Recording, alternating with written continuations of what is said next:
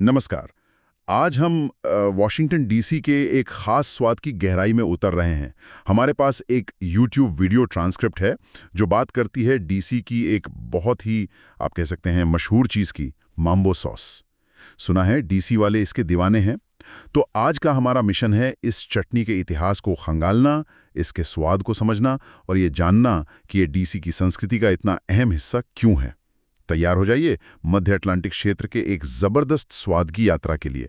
हम माम्बो सॉस के इस मीठे, खट्टे और थोड़े मसालेदार इतिहास को परत दर परत खोलने वाले हैं। बिल्कुल। और ये जानना बड़ा दिलचस्प होगा कि कैसे एक साधारण सी दिखने वाली चटनी किसी जगह की पहचान से इतनी गहराई से जुड़ जाती है। हाँ, तो चलिए शुरू करते हैं। ये माम्बो सॉस आई कहाँ से? ट्रांसक्रिप्ट तो कहती है कि इसका जन्म डीसी में ही हुआ। जी हाँ, वॉशिंगटन डीसी में, और खास तौर पर वहाँ के जो कैरी आउट रेस्टोरेंट्स हैं उनसे जुड़ा है इसका इतिहास। कैरी आउट रेस्टोरेंट्स मतलब वो छोटी दुकानें जहाँ से लोग खाना पैक करा कर ले जाते हैं, जैसे चिकन विंग्स या फ्राइज वगैरह। हाँ, बिल्कुल वही। और ये कल्चर डीसी में काफी मजबूत है। ट्रांसक्रिप्ट के हिसाब से इसकी कहानी शायद 20वीं सदी के आखिरी दशकों में शुरू हुई। हालांकि देखिए, इसकी एकदम सटीक शुरुआत कहाँ और किसने की, इस पर थोड़ी बहस है।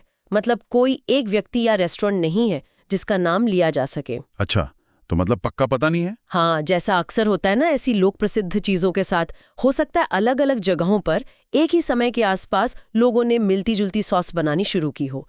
लेकिन जरूरी बात यह है कि ये बहुत तेजी से पॉपुलर हो गई। ये सिर्फ खाने के साथ मिलने वाली कोई आम चटनी नहीं रही, ये डीसी का अपना एक खास, एक प्यारा सा स्वाद बन गई। एक पहचान।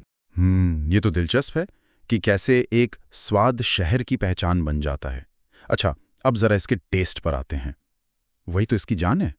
ट्रांसक्रिप्ट में लिखा है मीठे और खट्टे, मतलब टैंगी स्वादों का एक सामंजस्यपूर्ण मिश्रण और साथ में हल्के मसाले का एहसास।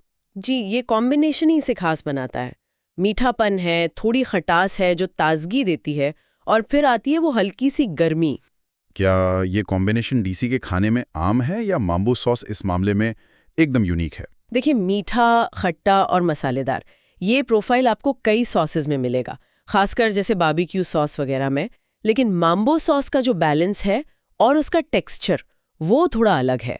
ये अक्सर बारबेक्यू सॉस से थोड़ी पतली होती है, और ट्रांसक्रिप्ट सही कहती है इसके तीखेपन में बहुत वेरिएशन है। वेरिएशन मतलब कुछ माम्बो सॉस ऐसी होती हैं जो बस हल्की सी झुनझुनी देंगी, एक मजेदार किक जिसे कहते हैं। और वहीं दूसरी तरफ कुछ ऐसी भी मिलेंगी जो वाकई काफी तीखी होती है, मतलब अच्छा खासा स्पाइसी फ्लेवर। तो मतलब हर किसी के लिए अपने टेस्ट के हिसाब से कुछ ना कुछ है। बिल्कुल।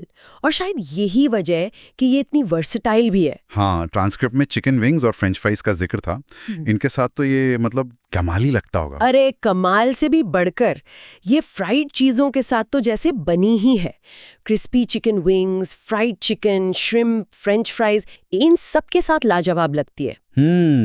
और जानते हैं, कुछ लोग तो इसे पिज्जा पर भी डाल लेते हैं या नूडल्स में मिला लेते हैं। पिज्जा पर? सच में? हाँ, ये सिर्फ डिपिंग सॉस नहीं है, इसे ग्लेज की तरह भी इस्तेमाल करते हैं।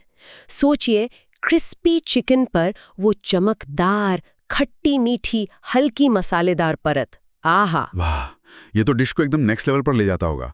हर बाइट में एक अलग ही मजा है ना? बिल्कुल, स्वाद का धमाका कह सकते हैं। सुनने में ही इतना मजा आ रहा है। लेकिन जैसा हमने शुरू में कहा था, ये सिर्फ स्वाद की कहानी नहीं है। ट्रांसक्रिप्ट ने इसे डीसी का सांस्कृतिक प्रतीक यानी कल्चरल सिंबल कहा है। ये तो किसी चटनी के लिए काफी बड़ा शब्द है। इसका क्या मतलब है यहाँ? हाँ, ये शब्द बड़ा जरूर है, पर ये माम्बो सॉस के लिए बिल्कुल फिट बैठता है। देखिए, जब कोई खाने की चीज सांस्कृतिक प्रतीक बन जाती है ना, तो वो सिर्फ पेट भरने की चीज नहीं रहती।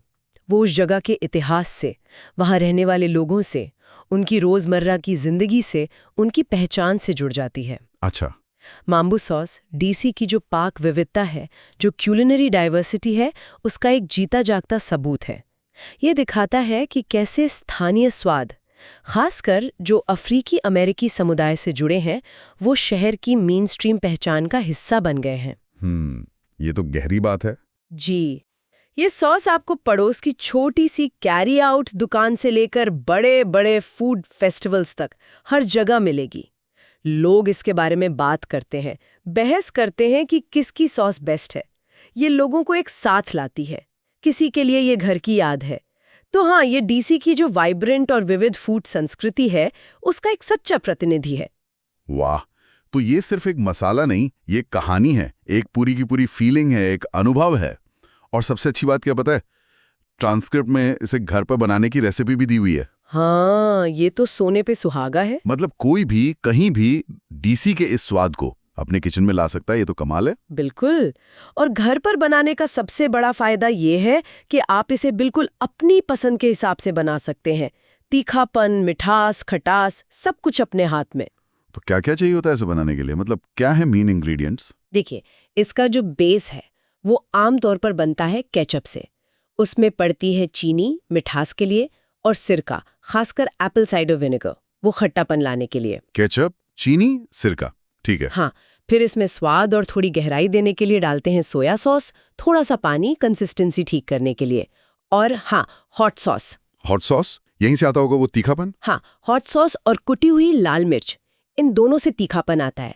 आप इन्हें अपने हिसाब से कम ज़्यादा कर सकते हैं। फिर कुछ और मसाले भी हैं, जैसे पेपरिका, इससे रंगत अच्छी आती है, और हल्का सा स्मोकी फ्लेवर भी। लहसुन पाउडर और प्याज पाउडर तो है ही, वो एक बेसिक फ्लेवर बेस देते हैं।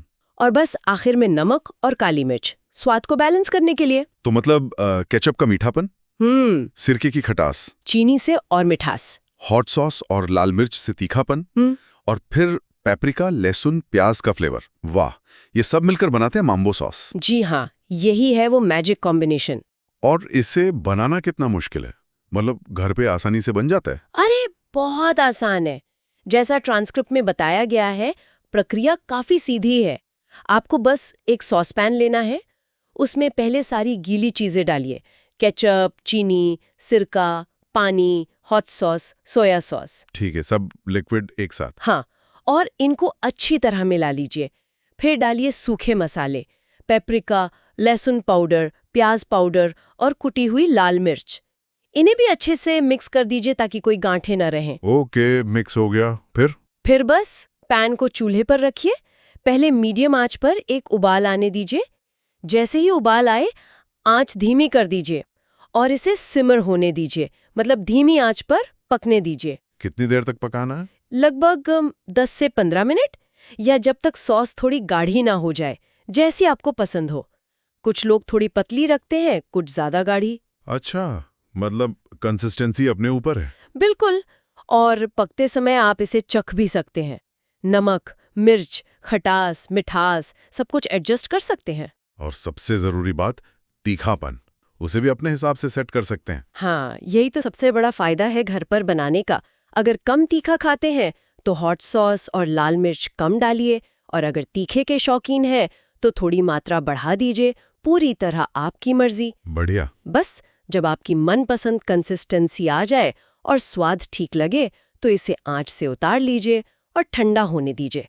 ठंडा होने पर किसी साफ जार या बॉटल में भरकर रख लीजिए।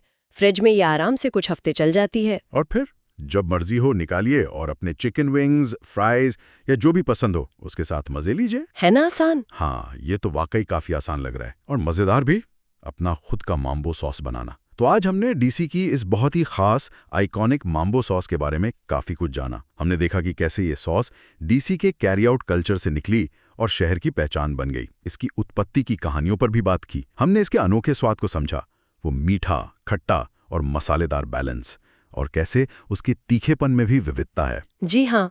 और ये भी समझा कि ये सिर्फ एक चटनी नहीं, बल्कि डीसी के लिए एक सांस्कृतिक प्रतीक क्यों है, कैसे ये वहाँ की विविधता और पहचान से जुड़ी है। बिल्कुल।